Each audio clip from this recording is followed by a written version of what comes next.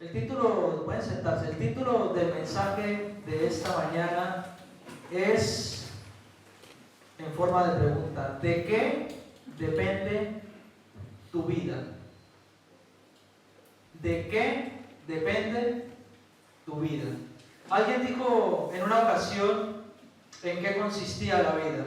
De muy pocas palabras él fue capaz de condensar lo que para su entender era la vida. Él dijo la siguiente frase que es muy conocida, muy común, que de hecho yo creo que más de uno de los que estamos aquí la habremos dicho en algún momento. Él dijo: la vida es la capacidad de nacer, crecer, reproducirse y morir. Y esto es verdad en parte porque nosotros como hijos de Dios vemos la vida desde una perspectiva más profunda, con un sentido de nuestra existencia más profundo, con propósito divino del ser y del estar. Permítame que les explique. Para muchos la vida depende de disfrutar al máximo porque total son 2 días. ¿Cuántos han escuchado ese dicho? Total son 2 días, disfrutemos al máximo. Para algunos la vida depende de cumplir objetivos, llegar a alcanzar metas, realizar los sueños e intentar que todos sus anhelos se conviertan en realidad. Para otros la vida depende de trabajar duro, sacrificarse al máximo para acumular riquezas. Y en este sentido podemos tomar como ejemplo algunos personajes de la vida pública a día de hoy. Por ejemplo, Elon Musk. No sé si alguien lo ha escuchado, pero a día de hoy es el hombre más rico del mundo. Es el fundador de Tesla. Posee 326.000 millones de dólares. Y sumando cada día, cada segundo, sumando. Jeff Bezos, presidente de Amazon, tiene 192.000 millones en su cuenta. No estamos hablando ni de $1 millón, ni de 100 millones, ni de 1000. Estamos hablando de 192.000 millones. Tenemos a otro llamado Bernard Arnault, un hombre de negocios francés que se dedica a todo lo que viene a ser la empresa dedicada a los artículos de lujo. Este hombre posee 167.000 millones de dólares. Bill Gates, ¿a cuánto le gusta la manzanita esa? Pues que sepas que cuando compras ese iPhone vas sumándole a Bill Gates un poquito más. Tiene 137.000 millones de dólares en su cuenta y no lo comparte contigo. Larry Page, ingeniero informático y empresario estadounidense, creador de Google, 129.000 millones de dólares. En el último año ganó casi 50.000 millones. Tremendo, ¿verdad? Luego está un tal Sergey Brin, otro empresario informático, socio del de Google, 125.000 millones de dólares. Y tenemos a Mark Zuckerberg, el creador de la plataforma de redes sociales por excelencia, Facebook. Tiene 122.000 millones de dólares. Y sumando. Hermanos, y he puesto estos ejemplos adrede de personas que han convertido el sentido de sus vidas en acumular y acumular riquezas con una fachada hipócrita de crear un mundo mejor. De hecho, la última idea de todos estos, la gran mayoría informáticos, es la de crear un mundo paralelo al mundo real, que es la realidad virtual. Ya desde el año 2004 ya surgió la idea, pero la tecnología a día de hoy está haciendo que esto se haga posible. Ese mundo paralelo se llama el metaverso. Y es un mundo virtual en el que tú te creas tu propio personaje por medio de un avatar, y por medio de ese personaje, que en teoría eres tú, pero en el mundo paralelo, tú serías capaz de ir a ver la final de la UEFA Champions League. Si se juega, por ejemplo, en Roma, podrías meterte tus cascos, tus gafas de realidad virtual y perfectamente ir y estar en el estadio, comprar tu entrada y estar en primera fila. Podrías viajar a tu país de origen y visitar a tus familias en un mundo virtual. Una idea, hermanos, infernal, cuya única pretensión es la de seguir enajenando a las personas a estar más y más enganchadas a internet y a la vida irreal, a crear más adictos que estén horas y horas enganchados a los dispositivos electrónicos, tabletas, móviles, ordenadores, sin ninguna clase de enseñanza de Dios. Y qué tremendo, hermano, porque si se para a pensar, dentro de las próximas décadas vamos a tener un gran problema ético y moral con el tema de la tecnología. Porque hasta qué punto vamos a aprobar o a reprobar lo que se está haciendo. Hasta qué punto la tecnología puede llegar a crear personas que sean mitad electrónicos y mitad humanos. ¿Hasta qué punto? Vamos para eso, hermanos. A eso nos está llevando la tecnología. Y es un problema ético y moral de gran escala. Y la iglesia, hermanos, tiene que saber qué dice la palabra de Dios en todo este sentido. Y es por eso que el Señor hablaba a mi corazón con un pasaje de la Biblia durante esta semana que hoy quiero compartir con ustedes y que da título al mensaje de hoy. ¿De qué depende tu vida? Y se encuentra en Lucas capítulo 12, verso 15. El Señor Jesús está hablando y está dando respuesta a dos hermanos. Un hermano preguntó acerca de la heredad, de repartir la heredad de sus padres. Jesús le dijo literalmente: no tengo yo nada que opinar en esto, pero una cosa os voy a explicar. Y entonces les dijo, como dice el versículo, Lucas 12:15, y les dijo: mirad y guardaos de toda avaricia, porque la vida del hombre no consiste en la abundancia de los bienes que posee. Y sí, hermanos, la vida del hombre no consiste en la abundancia de los bienes que posee. Pero si es así, entonces surge la pregunta: ¿en qué consiste la vida? ¿En qué consiste mi vida? ¿En qué consiste tu vida? Y fue por eso que Jesús, a continuación, ilustró esta gran sentencia por medio de una parábola. Y continúa diciendo el versículo 16. También le refirió una parábola diciendo: la heredad de un hombre rico había producido mucho, y él pensaba dentro de sí mismo diciendo: ¿qué haré? Porque no tengo dónde guardar mis frutos. Y fácilmente podríamos encajar a todos estos personajes que hemos nombrado antes, que acumulan cientos de miles de millones de dólares y no saben ni qué hacer con ellos. Y dijo: esto haré, aquel hombre rico: derribaré mis graneros y los edificaré mayores, y allí guardaré todos mis frutos y mis bienes, y diré a mi alma: alma, muchos bienes tienes guardados para muchos años. Repósate, come, bebe, regocíjate. Pero Dios le dijo: necio, esta noche vienen a pedirte tu alma, y lo que has provisto, ¿de quién será? Así es el que hace para sí tesoro y no es rico para con Dios.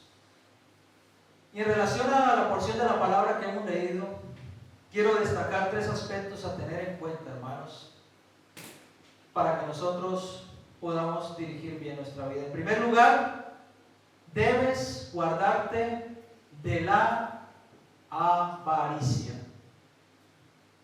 Es esto lo que hace que estos hombres tengan y acumulen y acumulen y acumulen y no repartan y no compartan. Si se fijan, la suma de miles de millones que tienen podrían repartirla sin ningún problema con los 7.000 millones de habitantes que hay hoy en la tierra, y cada uno tendría más de $1 millón. No lo reparten, no lo hacen, no les interesa. Les interesa guardar y guardar y guardar más, derribar graneros y seguir construyendo para seguir acumulando. Una idea totalmente infernal. Dice el versículo 15: y les dijo: mirad y guardaos de toda avaricia, porque la vida del hombre no consiste en la abundancia de los bienes que posee. Qué interesante que el Señor anima a los oyentes, primero que todo, a mirar. Y este verbo en el original nos habla de discernir, de tener discernimiento. Y es que, hermanos, cuán fácil es caer en las corrientes de este mundo en donde nos venden qué es lo que debemos buscar y cuál ha de ser la mejor forma para ser felices.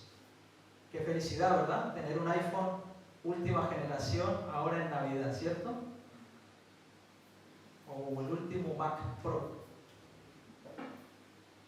Y a lo mejor la persona que lo pide es estudiante y lo usa única y exclusivamente para entrar a la plataforma de su instituto, para hacer algún trabajillo en Word, pasarlo a PDF y enviarlo al maestro y ya está. Pero va más rápido porque la ventana abre más rápido. Entonces, vamos a invertir allí. No, es mejor procesador, no, es mejor no sé qué.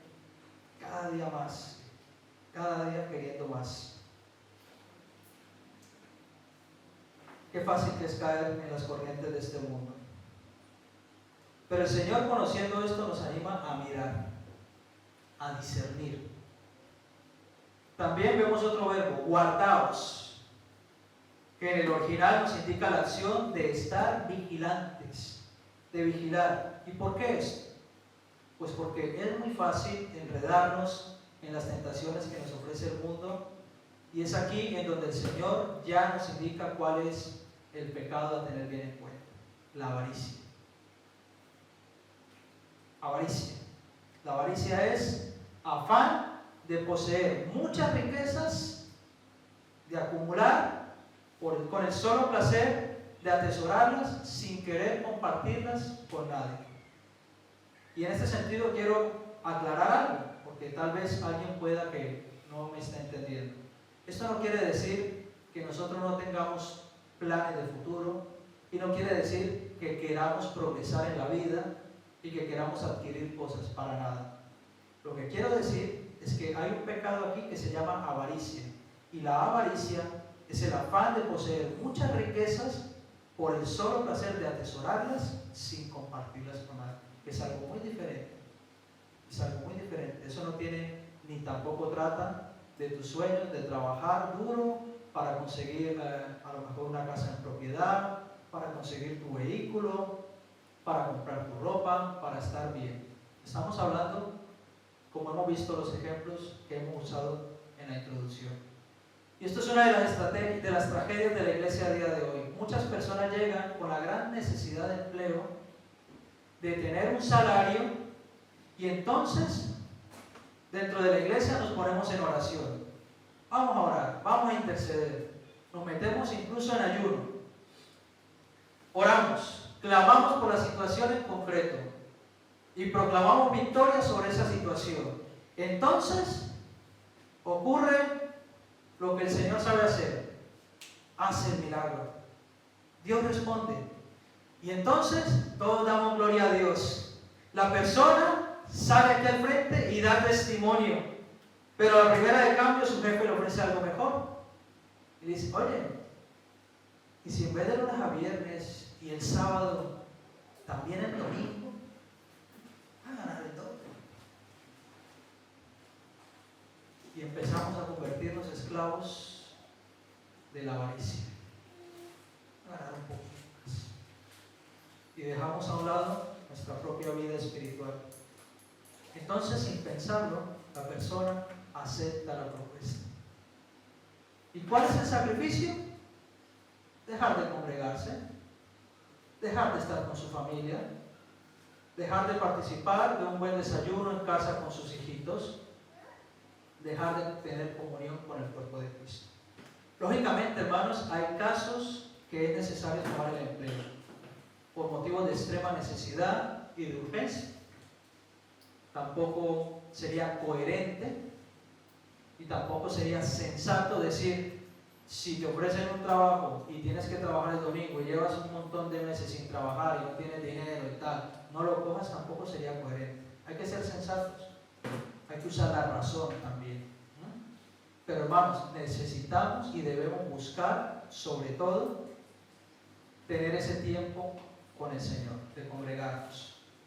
Aquellos que deciden que es más importante ganar más dinero del que ya el Señor les ha provisto, deben revisar cuál es la prioridad en su vida. Miren, hermano, la avaricia no es otra cosa más que egoísmo. La avaricia es el afán de llenarse de riquezas sin el ánimo de compartir con nadie. Por eso el apóstol Pedro dice allí en su primera epístola, primera de Pedro 5:8, sed sobrios y velad, porque vuestro adversario el diablo, como león rugiente, anda alrededor buscando a quien devorar. Y ya lo hemos dicho en alguna ocasión, el diablo no se te va a presentar con cachos, con cola y con el tridente a decirte, vengo a procurar tu alma. Él te va a ofrecer riquezas, te va a ofrecer propuestas que van a ser quizás al gusto o a la primera de cambio irresistibles. Se cuenta de un trabajador que le gustaba mucho el dinero. Él trabajaba en una empresa en la que se podían echar horas extras. Eran tiempos atrás, en la España próspera, 2000, año 98, 2000, 2004, 2005. Pero a este hombre no le bastaba una hora diaria, ni 2, ni 3 horas extras al día. No, él quería mucho más, y cuantas más horas le dejaban hacer, cuantas más horas el encargado le pedía o le dejaba, más quería hacer. Qué cosa tan terrible. Se sacaban más horas, se sacaban más en sueldo por horas extras que en el propio sueldo fijo. El trabajo era de lunes a viernes, pero este hombre no se sabe cómo lo hacía, pero a él le inventaban trabajos dentro de su empresa, le tenía mucho cariño porque era una persona muy trabajadora, y entonces le inventaban trabajos para ir, aparte de lunes a viernes y hacer horas extras, le inventaban trabajos para ir el sábado. Pues se dedicaba a una cosa, pero bueno, también hay que pintar. ¿Quieres pintar? También hay que hacer inventario el domingo. ¿Quieres hacer inventario? Se le inventaban trabajos. Pero oiga, cierto día a este hombre le pasó factura ese sobreesfuerzo. Le comenzaron un montón de dolores en la espalda, y cuando fue al médico resultó que le habían salido varias hernias discales. Y es que además de trabajar de esa forma tan desmedida, él no se protegía. Cuando empezó a darse de baja por los dolores, la empresa no tardó mucho en buscar un sustituto para él. Tal vez este hombre tuvo algún bien en esta tierra, pero se dejó su salud por causa de esa meta en la que se había enfocado. Hermano, debemos ser sensatos. Alguien dijo una vez, debemos trabajar para vivir y no vivir para trabajar. Necesitamos tener conciencia de esto, porque por un poquito más y un poquito más y un poquito más, la avaricia cada vez se va haciendo más y más grande en nuestro corazón. La avaricia nos lleva al egoísmo y a creer que vamos a poder ganar el mundo y a atraparlo en una mano. El dinero pretende brindar la seguridad que solamente Dios puede dar. Tu salud está en las manos del Señor. Revisa bien las prioridades que tienes en tu vida y nota, evalúate y piensa si realmente ha merecido la pena ese sobreesfuerzo que has estado haciendo, quizás sacrificando muchas cosas que son de valor y de importancia para el Señor. Jesús dijo en una ocasión, porque ¿de qué le sirve al hombre ganar el mundo entero si pierde su vida? O ¿qué podrá dar el hombre a cambio de su vida? Mateo 16:26. Y la pregunta en esta mañana sería, ¿estás siendo tentado con las riquezas? A lo mejor alguien diga, no, si yo gano un sueldo mínimo, por ejemplo 900 euros, riquezas son esas. Pero si echa una horita extra más, un día más, no sé qué, se sube a 1200. Pero y aparte quiero más y más. ¿Entienden lo que quiero decir, hermano? ¿Estás siendo tentado con eso? ¿Estás siendo tentado a sacrificar tiempo de calidad con tus amigos, con tus hermanos, con tu familia, única y exclusivamente por dinero? Y la otra pregunta sería, ¿estás vigilando de no caer en la tentación de venderte a Dios dinero? Porque raíz de todos los males es el amor al dinero. Y eso es lo que tienen estos 7 hombres que nombré antes. Amor al dinero, amor. puro y duro al dinero. Lo único que les interesa es generar dinero. Generar dinero, no se sabe. Yo no me imagino ni dónde tienen guardado ese dinero, dónde lo podrán guardar. No estamos hablando de $1 millón, estamos hablando de cientos de miles de millones de dólares. ¿Dónde guardan ese dinero esa gente? ¿Dónde lo tienen? Increíble, ¿verdad? Y cuanto más tienen, más quieren. Y nosotros, más les damos. El segundo aspecto a tener en cuenta en esta parábola es que debes contar con Dios en tus planes. A este hombre, el hombre de la parábola que Jesús ilustró, su heredad o tierra le había producido mucho. Y él comenzó a pensar qué hacer con todo lo que estaba produciendo además la tierra. Hasta aquí, hermano, no hay ningún problema. Pues es legítimo que pensara de esta manera. Fíjense la pregunta que él se hace a sí mismo. ¿Qué haré? Versículo 17. Porque no tengo dónde guardar mis frutos. La Biblia relata que ese hombre ya era rico y sus tierras le estaban dando más fruto. Así que comenzó a imaginar en dónde guardar la producción de más. Y dijo, versículo 18, esto haré, derribaré mis graneros, podríamos decir, los enajenaré del mundo real, y ahí los edificaré mayores, un mundo paralelo, donde todo es electrónico, moneda electrónica, y todo va a ser de esa manera. Y los edificaré mayores, y allí guardaré todos mis frutos y mis bienes. Ya hay empresas que están comprando terrenos dentro de estos mundos paralelos. Una idea totalmente infernal, hermano. Terrenos para edificar casas, para que tu mundo paralelo tenga un bienestar allí dentro. Increíble, ¿verdad? El texto continúa diciendo que este hombre tomó una actitud de total despreocupación por el futuro en cuanto a su alma. Él solamente estaba pensando en asegurar muchas riquezas para luego no tener ninguna preocupación de trabajar por muchos años. Y la Biblia lo relata así: y diré a mi alma, alma, muchos bienes tienes guardados para muchos años. Repósate, come, bebe, regocíjate. Para este hombre, que por cierto ya era rico y no estaba más y no necesitaba más, solo había un plan: tener más y más, porque eso es lo que hace la avaricia. Dice, mira, yo cuando llegué a España hace 20 años, se trabajaba la construcción de una manera increíble. Año 2000, 2001, 2002, se construía, era tremendo la manera como se construía. Y se trabajaba al destajo. Y al destajo era que le pagaban a los operarios, al obrero, al albañil, le pagaban conforme los metros que construyeran. Si una pared tenía 1 metro cuadrado, se la pagaban a tanto. Pero si construía 1000 metros, pues 1 metro por 1000 metros era más dinero. Y eso se trabajaba, que era. Y desafortunadamente, mucha gente de la que yo conocí, hoy en día no puede ni levantarse de la cama. Hay que tener conciencia, hermanos, de qué les sirvió haberse sacrificado de esa forma, si hoy en día no tienen vida. A veces vale más un poquito menos y bien vivido que mucho y después no vivir bien.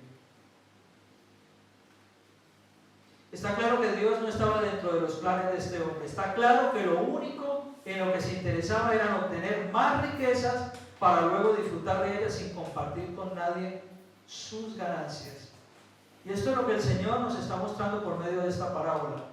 El gran egoísmo que puede estar arraigado en el corazón de un hombre que tan solo piensa en sí mismo y no se le pasa en ningún momento por la cabeza compartir con los demás. Está claro que Dios no estaba dentro de sus planes.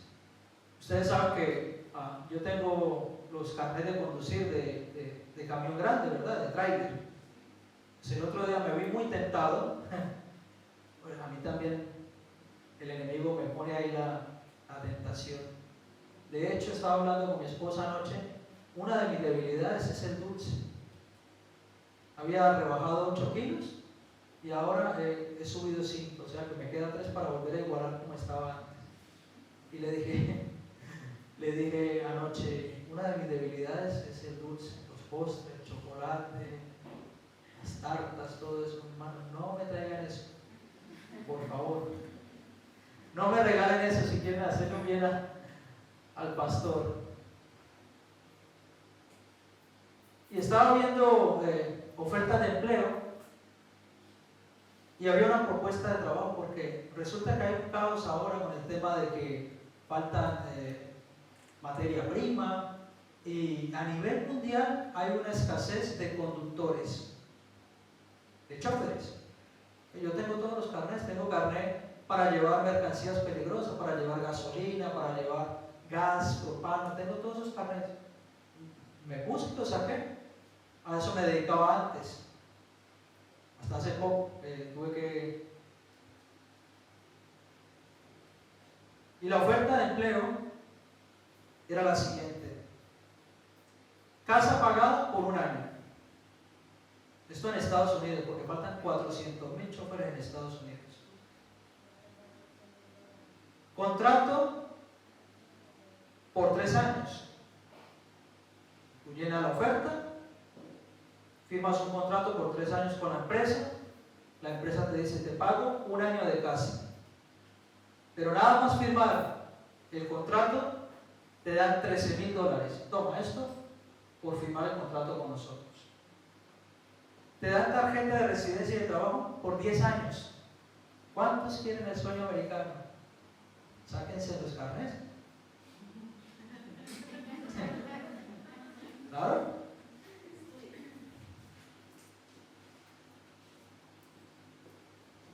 Y entre $100,000 y $200,000 al año de sueldo.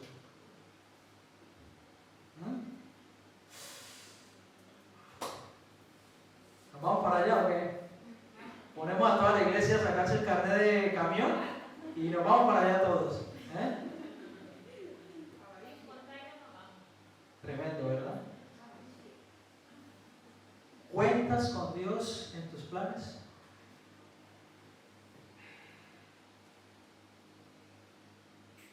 ¿Está Dios presente en aquello en lo que más esfuerzo inviertes?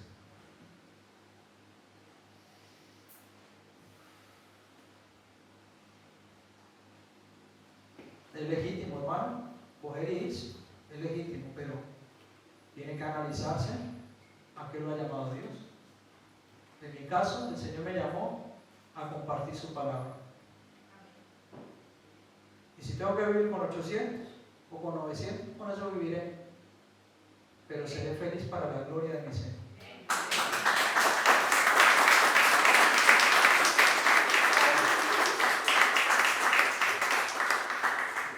Y esto no quiere decir que no tenga sueños, o que no quiera tener una casa propia, o que no quiera cambiar de coche, porque ahora el tubo de escape le suena y huele a humo por dentro. Esto no quiere decir que no quiera progresar, para nada. Pero, ¿qué sopesar? ¿De qué me sirve a mí ganar el mundo si voy a perder el plan y el propósito para el cual el Señor me llama? Analízate, hermano. Así que el tercer aspecto a tener en cuenta en esta parábola es que debe ser rico, pero para con Dios. El versículo 20 dice: pero Dios le dijo: necio, esta noche vienen a pedirte tu alma, y lo que has provisto, ¿de quién será? Aquí vemos la reprensión de parte del Señor para este hombre. Fíjense el adjetivo con el que comienza el Señor, diciendo necio. El necio es aquel que insiste en los propios errores y se aferra a ideas y posturas equivocadas. Por eso muchas veces le decimos a los hijos: no sea necio. Ay, que yo quiero esto, no sea necio. Ay, que yo quiero esto, que no sea necio. Porque se arraigan allí en el error. Y evidentemente uno ha vivido un poquito más y por algo uno les dice las cosas, ¿verdad? Por más que se les dice que no hagan algo, más lo quieren hacer. ¿A cuántos no les pasó aquí que la mamá o el papá le decía: ese muchacho no le conviene? ¿Ah? Y más se hablaba con él, ¿verdad? O con ella. Ella hablaba. Lo mandaban a la tienda, al piscolabio, a comprar 1 kilo de arroz y 1/4 de carne, y no veía la hora de ver al Romeo. En ese tiempo no había ni móvil, ni WhatsApp, ni nada, pero era cronometrado, reloj de sol. Eso es lo que sucede cuando el pecado está en el interior de una persona, hay necedad. En este caso, la avaricia había cegado a este hombre para no ver más allá de sus propios intereses. Lo único que le importaba era acumular, ya era rico. La palabra, si lo pone porque quiere destacar algo, dice, había un hombre rico y su heredad estaba produciendo de más. ¿Qué necesidad tenía de más? Y si tenía de más, no pensaba en nadie más, solamente en él. En este caso, la avaricia había cegado a este hombre. Y Jesús va al asunto más importante que cualquier hombre sobre la paz de la tierra debería interesarse. El Señor Jesús apunta a la vida después de la muerte. Y le deja bien claro que de nada le habrá servido acumular tantas riquezas aquí en la tierra si le vinieran a pedir su alma en esa misma hora y la perdieran. ¿Y qué decir de su vida aquí en la tierra? La vida terrenal de este hombre. Porque la vida de un hombre sin Dios no es vida, es muerte. La vida de un hombre sin Dios aquí en la tierra no es vida, es muerte.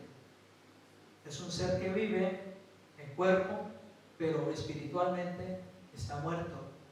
No hay vida. La historia de este hombre nos recuerda el viejo y conocido refrán: nadie sabe para quién trabaja. ¿No?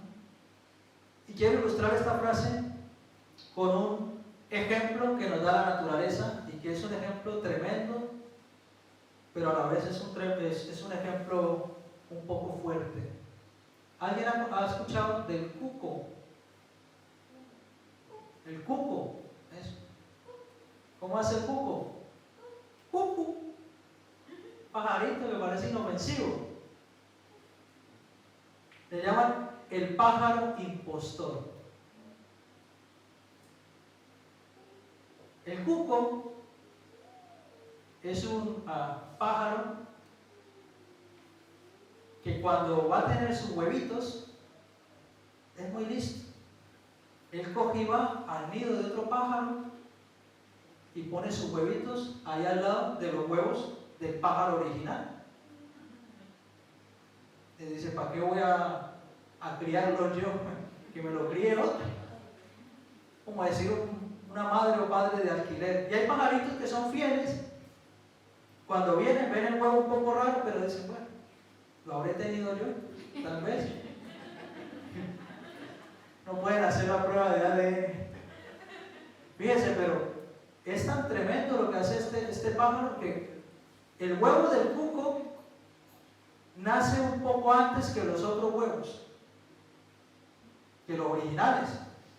Y cuando nace, la primera misión que hace el cuco es la de despojarse de los huevos hermanastros y empieza a tirarlos del nido. Busca la manera de tirarlos del nido. Y si alguno queda y nace, no le deja comer porque es más grande. Entonces vienen los papás de cazar los insectos por allí y por allá. Van a darle al pajarito pequeño y el cuco llega y le van a dar no lo deja. Al final el pajarito original, el hijo original, termina muriendo. Cuando el cuco crece, es tremendo porque usted ve las imágenes en internet de un pájaro enorme y dos pajaritos chiquiticos alimentando, y dice, ¿cómo es eso? ¿Cómo no se dan cuenta que no son los papás reales? Porque ya salta a la vista, ¿verdad?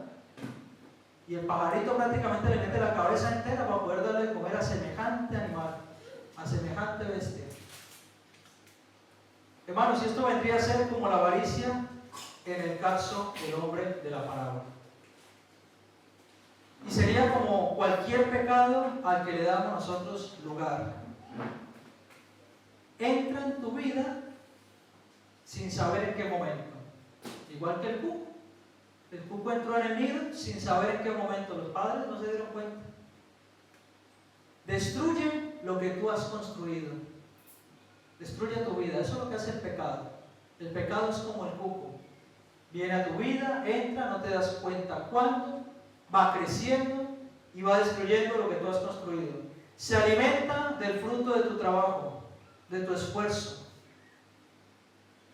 Y no te va a pagar porque no hace parte de ti. Finalmente te dejará, se irá. ¿Y qué cara se te va a quedar? Y eso es lo que hace el enemigo. El enemigo nos tienta, nos pone una muy buena tentación. Nosotros muchas veces la agarramos y cuando nos vamos a dar cuenta, aquello que sí, que realmente sí valía la pena, se ha perdido por completo. Eso es lo que hace el pecado, hermanos. El pecado es como la levadura, un poquito y va creciendo. Lo vas alimentando de a poquito y va creciendo más. Y es por eso que el Señor le hace la pregunta a este hombre de la parábola en relación a sus riquezas. ¿De quién será? Y esa misma pregunta te la podrías hacer tú hoy aquí. ¿De quién será? ¿De quién será? Por todo lo que te esfuerzas tanto. A lo mejor viene un cuco y se lo lleva todo. ¿No han escuchado nunca historias de estas? Vecinos, amigos que trabajaron para tener un montón y al final vino otro más espabilado y lo dejó en la calle con una mano adelante y otra atrás. Por eso debemos discernir, estar vigilante y saber de quién será todo por lo que nos esforzamos y ponemos nuestro empeño. Miren la tremenda comparación que el Señor hace. Así es el que hace para sí tesoro y no es rico para con Dios. Es decir, que el necio acumula para sí mismo y no ve más allá de la vida terrenal. Aquí el Señor nos está animando a ser ricos, pero para con Él. ¿Y cómo se hace esto? Lo ilustro de la siguiente manera. Alguien me dijo en una ocasión: yo no soy salvo por obras, así que yo descanso en que ya Dios me perdonó, me limpió, me salvó, y yo no me voy a afanar por los demás hermanos de la iglesia ni por nadie. Total, mi salvación no depende de las obras. Habló de hacer tesoros en el cielo, de ser ricos para con Dios. ¿Cómo somos ricos para con Dios? Haciendo su obra, dejando la avaricia a un lado, no acumulando solamente para mi vida terrenal, invirtiendo en el reino de Dios. Amén. Sabiendo que hay un mundo después, una vida después de la muerte. Y sabiendo que esta vida es corta, es efímera, es escueta. Y si la miramos en una línea de tiempo, el tiempo con Dios es eterno. Podría ser una rayita en medio de una línea que no tiene fin. Eso es nuestra vida. Estamos de paso. Y de nosotros depende que la invertamos bien y que nos esforcemos en aquello para lo cual el Señor nos ha llamado. Hermanos, la vida es más que bienes materiales. Nuestra relación con Dios es mucho más importante. Es mucho más importante. Y en esta mañana, el Señor, de la misma forma que lo ha hecho con aquel hombre rico de la parábola, el Señor te está llamando en esta mañana. Te está llamando y te quiere mostrar su gran amor. Porque Dios es bueno, bondadoso, pero también es santo y justo. Tal vez el pecado que tienes no es avaricia, pero puede ser que peques en otras áreas de tu vida. El caso es que el pecado es pecado y la paga del pecado es muerte. Pero ¿saben una cosa? Cuando nosotros pecamos, nos alejamos de la comunión con Dios. Llámese avaricia, llámese mentira, llámese lujuria, llámese lascivia, llámese cualquier nombre que le quiera dar al pecado. El pecado conduce a la muerte. Pero hay una buena noticia en esta mañana. Jesús, nuestro Señor y Salvador, murió en la cruz. Y murió en la cruz para darte salvación y vida eterna. Para darte la oportunidad de que te arrepientas de tus pecados. Si tú en esta mañana reconoces que has pecado en contra de Dios y estás separado de la comunión con Dios, con el Creador, con un Dios que es bueno, creador y santo, esta es la mañana en la cual puedes reconciliarte con Él. Esta es la mañana en la cual puedes arrepentirte de tu pecado y de invitar a Jesús a que venga a tu vida, a ser el Señor y Salvador de tu vida. Solamente debes arrepentirte y cambiar esa actitud. De esta forma comenzarás a hacer tesoros en el reino de los cielos. Vamos a ponernos de pie y vamos a recordar un poco lo que hemos hablado esta mañana. En primer lugar, debes guardarte de la avaricia.